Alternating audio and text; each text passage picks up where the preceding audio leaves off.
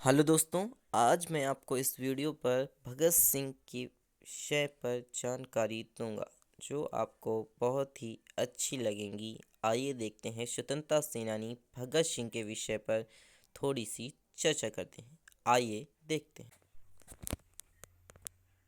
भगत सिंह का जन्म 27 सितंबर 1960 को लायरपुर जिले के बंगा में हुआ था, जो पाकिस्तान में स्थित है इस समय। इनके पिता का नाम सरदार किशन सिंह सिंधु था और इनकी माता का नाम श्रीमती विद्या जी था। आइए देखते हैं अगला। यह 10 भाई बहन थे। भगत सिंह का नाम अमर शहीदों में लिया जाता है। उनका पैतृक गांव खटकड़ कला है, जो पंजाब में है। शहीद भगत सिंह भारत के महान स्वतंत्रता सेनानियों में से एक हैं, जिन्होंने हमें अपने देश के लिए मर मिटने की ताकत दी है और यह भी बताया है कि देश प्रेम क्या है। भगत सिंह का जन्म सिख परिवार में हुआ था। जब भगत सिंह का जन्म हुआ था तब उनके पिता सरदार किशन सिंह, जो कि जेल में थे, उनके चाचा श्री अजीत सिंह जी स्वतंत्रता सेनानी थे और इन्होंने भारतीय देशभक्ति एसोसिएशन भी बनाई थी। भगत सिंह जी का दाखिला दयानंद एलो वैदिक हाई स्कूल में कराया गया था।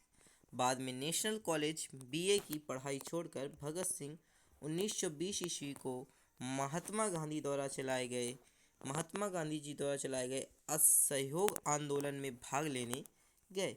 गांधी जी विदेशी चीज़ों का बहिष्कार करते थे। 14 वर्ष की आयु में भगत सिंह ने सरकारी स्कूलों की किताबें और कपड़े जला दिए।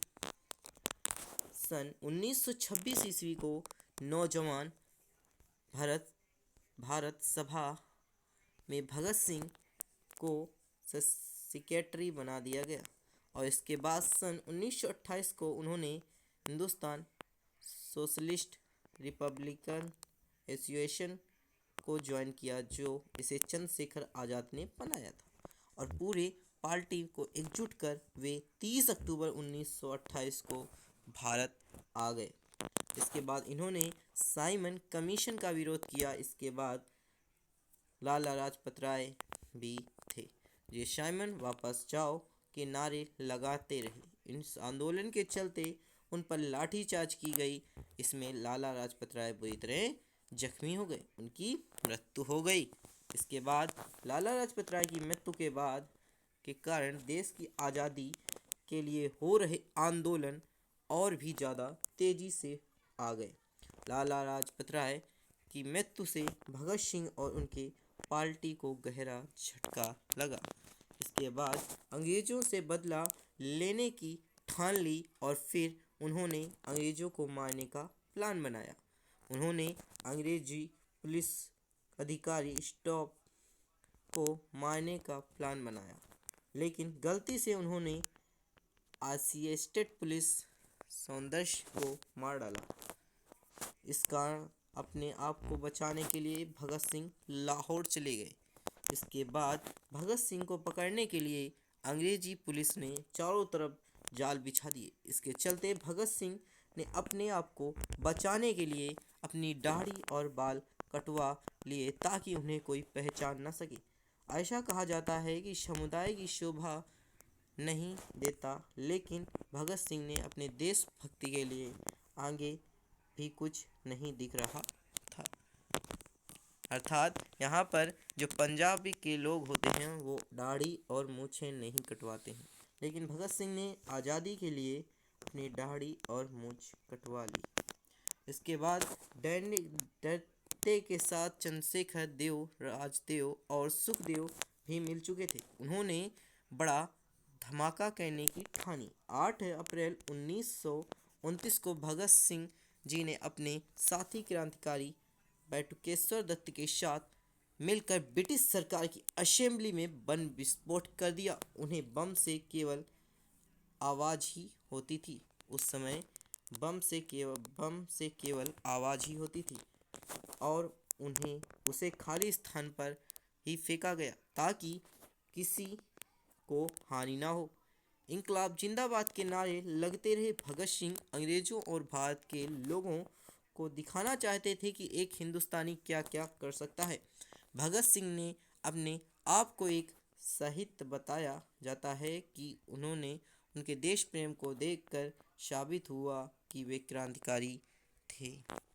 इसके बाद उनकी मृत्यु वह हमारे नहीं बल्कि अमर शहीद हो गए। भगत सिंह राजगुरु सुखदेव पर मुकदमा चला और उन्होंने फांसी की सज़ा सुनाई गई। लेकिन फिर भी वो तीनों अदालत में इंकलाब जिंदाबाद के नारे लगाते रहे और जेल में भगत सिंह के साथ अन्य भारतीयों के साथ व्यवहार नहीं किया जाता था। भगत सिंह और अन्य भारतीयों के साथ व्यवहार नहीं किया जाता था। उन्होंने बहुत यातनाएं सहनी पड़ी थी। 24 मार्च 1931 ईस्वी को फांसी दी जानी थी, लेकिन देश के लोगों ने उनकी रिहाई के लिए प्रदर्शन करने शुरू कर दिए। इसके चलते ब्रिटिश सरकार को डर लगने लगा कि अगर भगत सिंह को रिहा कर दिया गया तो सरकार को जिंदा नहीं छोड़ेगी। लेकिन 23 मार्च 1931 ईस्वी को शाम 7:33 पर भगत सिंह जी को और उनके साथी सुखदेव राजगुरु को फांसी दे दी गई। जाने से पहले वे लेनिन जीवनी पढ़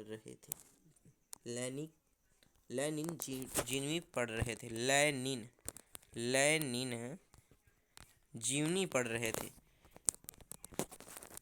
उसने उनकी आखिरी इच्छा पूछी तो उन्होंने लेनिन की जीवनी पूरी पढ़ने का समय मांगा। कहा जाता है कि जेल अधिकारियों ने जब यह सूचना दी गई तब वह फांसी का वक्त हो गया था। उन्होंने कहा था कि ठहरिए, एक क्रांतिकारी को दूसरे क्रांतिकारी से मिलने दो।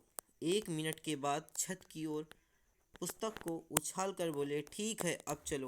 फांसी पर जाते समय तीनों क्रांतिकारी मस्ती में मग्न होकर गीत गुनगुनाते रहे। मेरा रंग दे बसंती चोला, मेरा रंग दे बसंती चोला, मेरा रंग दे बसंती चोला, मैं रंग दे बसंती चोला।